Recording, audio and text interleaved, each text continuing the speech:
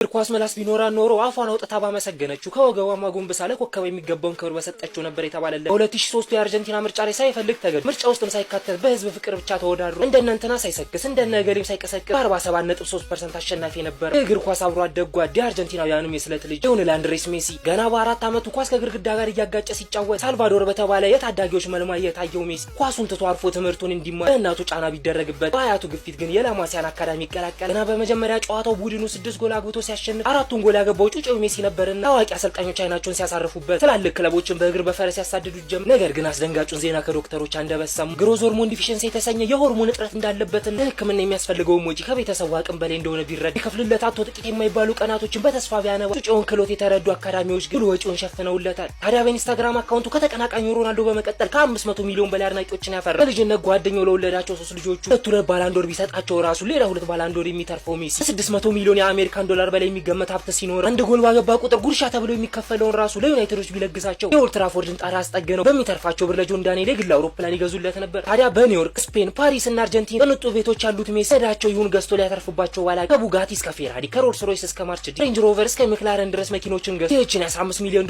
ፕራይቬት ጀት ጨምሮባታል።